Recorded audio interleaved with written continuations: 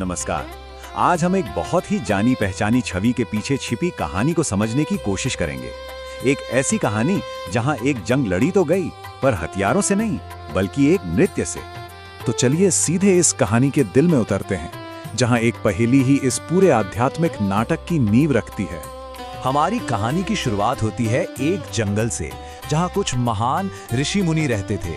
वो अपने अनुष्ठानों और ज्ञान में बहुत माहिर थे, लेकिन कमाल की बात यह है कि उनका यही अथाह ज्ञान धीरे धीरे उनके घमंड की वजह बन गया। मतलब वो खुद को भगवान का सेवक नहीं बल्कि उसे कंट्रोल करने वाला मानने लगे थे। और बस यहीं से कहानी में एक दिव्य हस्तक्षेप होता है। तो जब ऋषियों का सामना एक ऐसी शक्ति से हुआ जिसे वो काबू नहीं कर पा रहे थे, तो उन्होंने पलटवार करने का फैसला किया। अपनी सारी सिद्धियों का इस्तेमाल करके उन्होंने एक एक कर विनाशकारी शक्तियों को बुलाना शुरू कर दिया। सबसे पहले उन्होंने भेजा क्रोध का प्रतीक, एक खूंखार बाघ। फिर उन्होंने भेजा डर का प्रतीक, एक जहरीला नाग। लेकिन शिव ने इन दोनों ही विनाशकारी ताकतों को बड़ी ही सहजता से अपनी महारत का आभूषण बना लिया।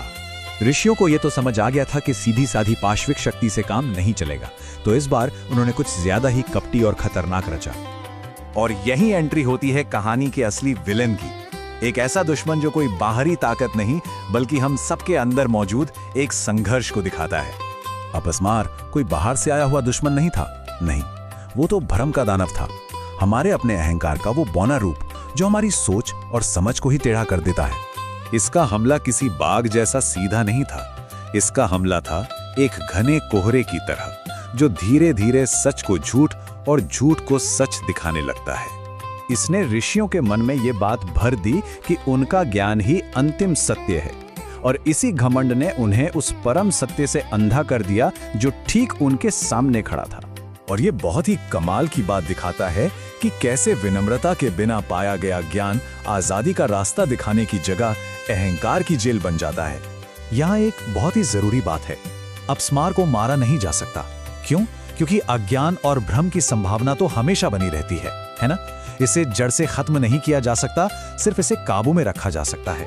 तो अज्ञान के इस मायाजाल का सामना करते हुए शिव ने वो जवाब दिया जिसकी किसी ने कल्पना भी नहीं की थी।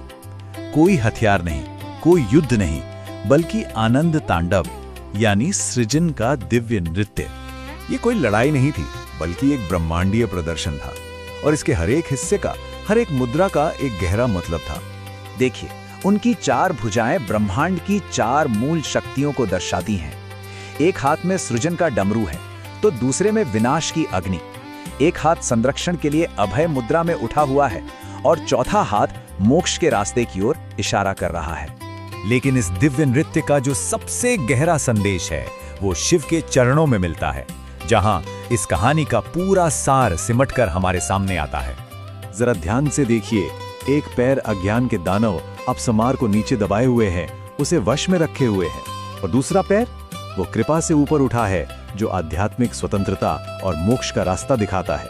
और यही इस कहानी का मूल मंत्र है कि आध्यात्मिक जीवन का मतलब भ्रम को हमेशा के लिए खत्म करना नहीं, बल्कि उसे काबू में रखते हुए कृपा और ज्ञान की ओर बढ़ना है। ये दिव्य नृत्य देखकर ऋषियों का सारा अहंकार चूर चूर हो गया। उन्हें समझ आया कि विनम्रता के बिना उनके सारे यज्ञ और अनुष्ठान एकदम खोखले थे।